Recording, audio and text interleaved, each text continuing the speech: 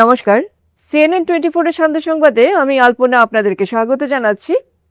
আজকের বিশেষ সংবাদ, ত্রিপুরায় কেন্দ্রীয় স্বরাষ্ট্রমন্ত্রী অমিত শাহ তাজ পুষ্পবন্ত প্যালেসের ভূমিপূজন ও লঙ্কামুড়া সীমান্তে বিএসএফ জওয়ানদের সাথে মত বিনিময়।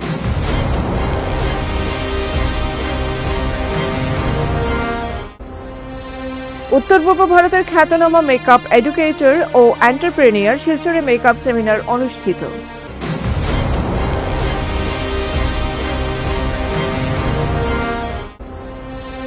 শিলচরে সড়ক দুর্ঘটনায় আহত হয়ে দীর্ঘ চিকিৎসার পর এক ব্যক্তির মৃত্যু, ক্ষোভ পরিবার ও স্থানীয়দের মধ্যে।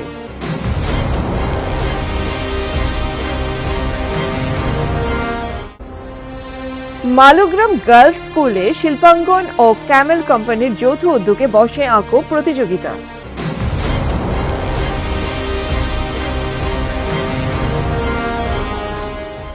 এবারে সংবাদ বিস্তারিত। ত্রিপুরার ঐতিহ্যবাহী পর্যটন ও সীমান্ত সুরক্ষার ক্ষেত্রে এক ঐতিহাসিক অধ্যায়ের সূচনা করলেন দেশের কেন্দ্রীয় স্বরাষ্ট্রমন্ত্রী তথা সমবায় মন্ত্রী অমিত শাহ। আজ ত্রিপুরা সফরে এসে তিনি একদিকে আগরতলার কুঞ্জবনে বিলাসবহুল 5 তারা হোটেল তাজ পুষ্পবন্ত প্যালেস এর শিলান্যাস ও ভূমিপূজন করেন, অন্যদিকে ভারত বাংলাদেশ সীমান্তের লঙ্কামুড়া বর্ডার আউটপোস্টে গিয়ে বিএসএফ জওয়ানদের সাথে সরাসরি মত বিনিময়ে অংশ নেন। আগরতলার পুরাতন রাজভবন প্রাঙ্গণে ত্রিপুরার সমৃদ্ধ রাজকীয় ইতিহাসের প্রতীক আইকনিক পুষ্পবন্ত প্যালেসকে একটি বিশ্বমানের হেরিটেজ হসপিটালিটি গন্তব্যে রূপান্তরিত করার ঐতিহাসিক উদ্যোগ নেওয়া হয়েছে। টাটা গ্রুপের flagship hospitality company Indian hotels company limited এর তত্ত্বাবধানে নির্মিত হতে চলা এই বিলাসবহুল 5 তারা হোটেলের ভিত্তি প্রস্তর স্থাপন করেন স্বরাষ্ট্রমন্ত্রী অমিত শাহ। এই ভূমিপূজন ও শিলান্যাস অনুষ্ঠানে স্বরাষ্ট্রমন্ত্রীর সাথে উপস্থিত ছিলেন ত্রিপুরার মুখ্যমন্ত্রী ডক্টর মানিক সাহা, তিপ্রা মথা পার্টির সুপ্রিমো তথা রাজ পরিবারের সদস্য প্রদ্যোৎ কিশোর দেববর্মন সহ কেন্দ্রীয় ও রাজ্য স্তরের উচ্চপদস্থ প্রশাসনিক আধিকারিকরা।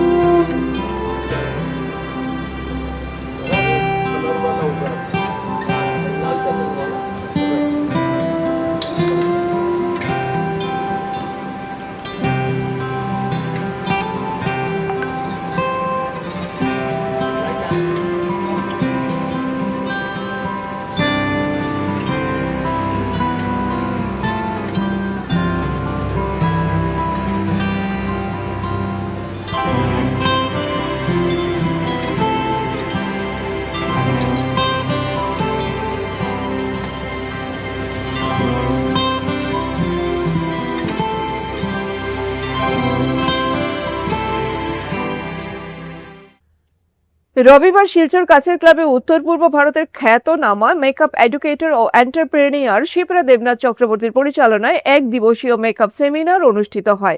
এদিন প্রদীপ প্রজ্বলন করে একদিনের মেকআপ সেমিনারের উদ্বোধন করা হয়।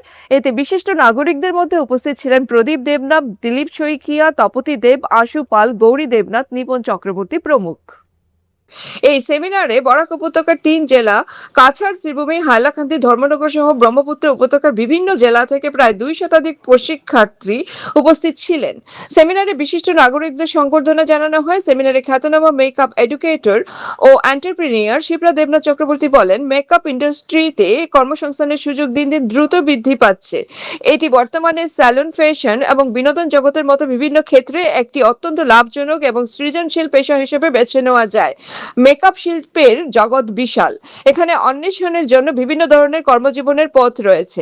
মেকআপ আর্টিস্ট ক্যারিয়ারে বিকল্প ব্রাইডাল মেকআপ হলো মেকআপ শিল্পীদের জন্য একটি জনপ্রিয় কর্মজীবনের পথ, যেখানে বিবাহ পার্টি ছাড়াও অন্যান্য সেক্টরে কাজ করার সুযোগ পাওয়া যায়।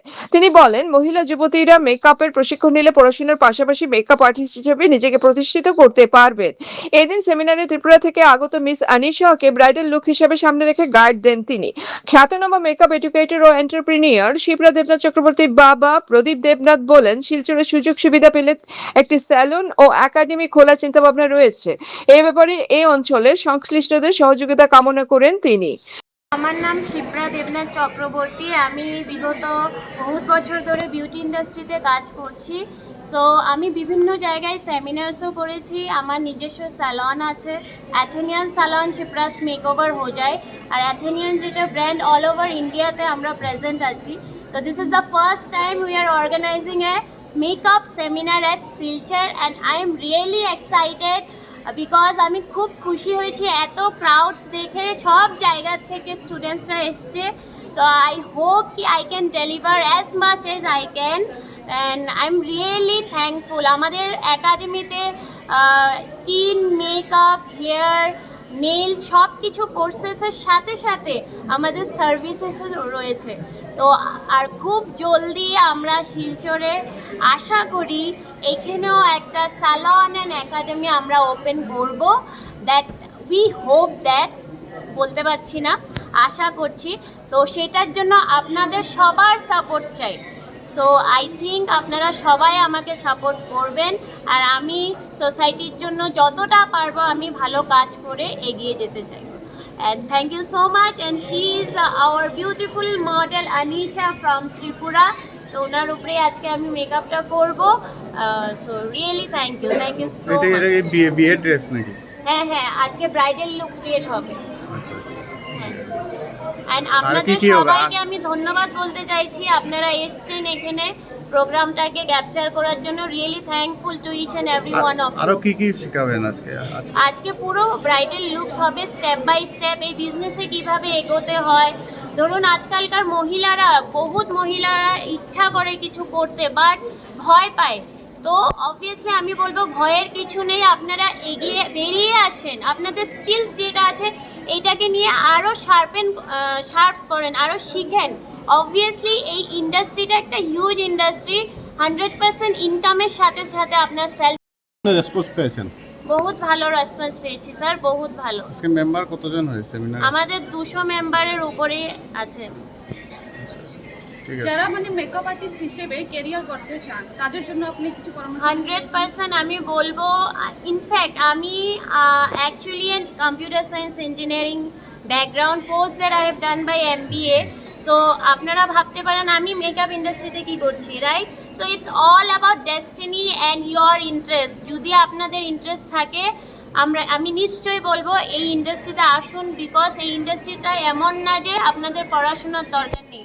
100% পড়াশোনার সাথে সাথে আপনার যেটা স্কিল আছে এটা আপনি ট্যালেন্টটা শো করুন। অবভিয়াসলি রেসপেক্ট, আপনার ইনকাম, আপনার গ্রোথ 100% এই ইন্ডাস্ট্রিতে আছে। যারা ইচ্ছুক 100% এই ইন্ডাস্ট্রিতে জড়িত হন।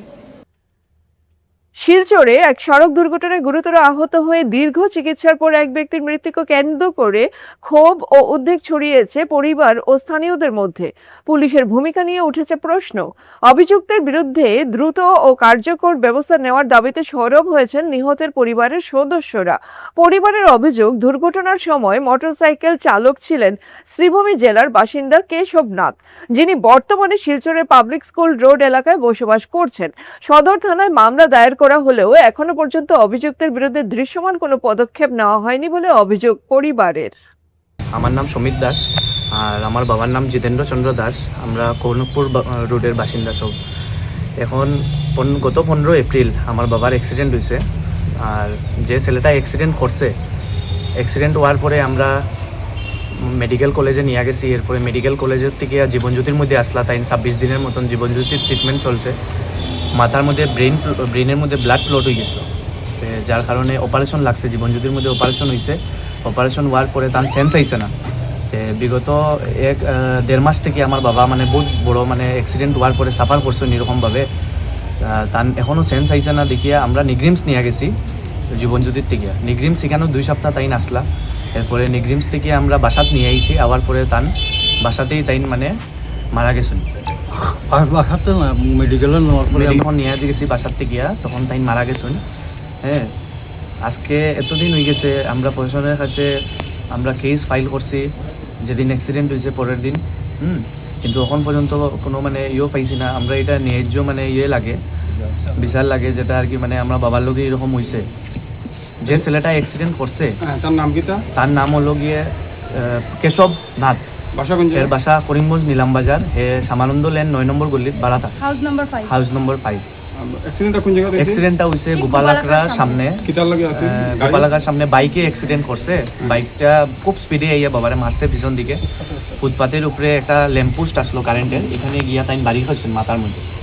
বাড়ি খাবার পরে তো তাই মানে পুরো অজ্ঞান হয়ে গেছেন এখানের মধ্যে, অনেক সময় নিচে আছে। এরপরে আমরা হসপিটাল নিয়ে গেছি, এখান থেকে যাওয়ার পরে মেডিকেল কলেজ থেকে জীবনজ্যোতির থেকে নেগ্রিমস, এরপরে নেগ্রিমস থেকে আমরা এখানে আনলাম।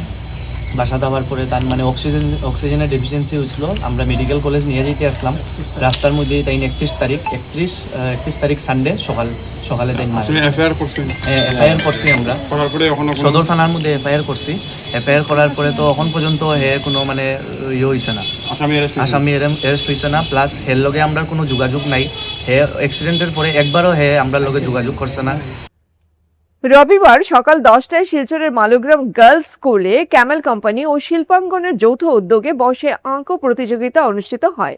4টি বয়স ভিত্তিক বিভাগের প্রতিযোগিতায় প্রায় 1.5 শতাধিক ছাত্রছাত্রী অংশ নেয়। শিল্পাঙ্গনের অধ্যক্ষ সন্দীপন দত্তপুরকাস্ত জানান, এই বসে আঁকো প্রতিযোগিতাটি আগামীতে পুরো বরাক উপত্যকার বিভিন্ন স্কুলে আয়োজন করা হবে। আজ সূচনা হয়েছে মালুগ্রাম গার্লস স্কুলে এবং শেষ দিকে বিজয়ীদের নিয়ে একটি মেগা প্রতিযোগিতা হবে। ক্যামেল কোম্পানির প্রতিনিধি সুব্রত কর্মকার বলেন, শিল্পাঙ্গনের সঙ্গে এই প্রতিযোগিতাটি আয়োজন করতে পেরে তারা অত্যন্ত খুশি। আজকে আমাদের শিল্পাঙ্গনের বৈশাখ প্রতিযোগিতা ক্যামেল কোম্পানির সাথে আমরা এটা করছি। তো আজকে থেকে আমাদের বরাকবেলি লেভেলে সব জায়গায় এই কম্পিটিশন হবে, প্রত্যেক জেলাতে বিভিন্ন স্কুলে। তো আজকে আমাদের মালুগ্রাম স্কুলে এই কম্পিটিশনটা আরম্ভ হলো। তো এই জন্য আমি ক্যামেল কোম্পানিকে অশেষ ধন্যবাদ জানাই। 20 বছরের এই অভিজ্ঞতায় আমরা এই ক্যামেল কোম্পানির সাথে মিলে বাচ্চাদেরকে আরও অনুপ্রেরণা দিচ্ছি ভালো করে, যাতে ওরা আরও ভালো আঁকতে পারে, আঁকা শিখতে পারে। আর আশা করব যে ওরা এই জিনিসটা চালু রাখবে, আঁকার সঙ্গে ওরা যুক্ত থাকবে। আর ক্যামেল কোম্পানিও আরও ভালো করে আমাদের বাচ্চাদেরকে অনুপ্রেরণা দেবে, এটাই আশা করছি। Thank you supporting for Sandipan sir. আর শিল্পবান আপনারা সাপোর্ট করছে, আমরাও জানি ইয়ে করছি, খুব ইয়ে করেছে আপনারা। 25 বছর কমপ্লিট হয়েছে, আমরা তারা সহযোগিতা করছে, আমরাও সহযোগিতা করছি আর কি, তারা সাপোর্ট করছে আর কি। আর আমরা দীর্ঘদিন আরও কম্পিটিশন করিয়া যাইমু, চালাই যাইমু, শিলচরে চলবো। আরও কয়েকটা প্রোগ্রাম আছে এই বছর হইব। আমাদের শিল্পাঙ্গন এই বছর 25 বছর কমপ্লিট করেছে এবং এই উপলক্ষে বিভিন্ন কর্মসূচি আমরা কাজ করেছি। এর মধ্যে আজকের এই আর্ট কম্পিটিশনটা হচ্ছে ওই কর্মসূচির একটি অঙ্গ। এবং আজকের যে কম্পিটিশন হচ্ছে এটা 4টি গ্রুপে হবে, group A, group B, group C, group D. এবং প্রায় 150 জনের মতো ছাত্রছাত্রীরা পার্টিসিপেট করেছে এই কম্পিটিশনে। আজকের বিস্তারিত সংবাদ এখানে সমাপ্ত হলো। ধন্যবাদ।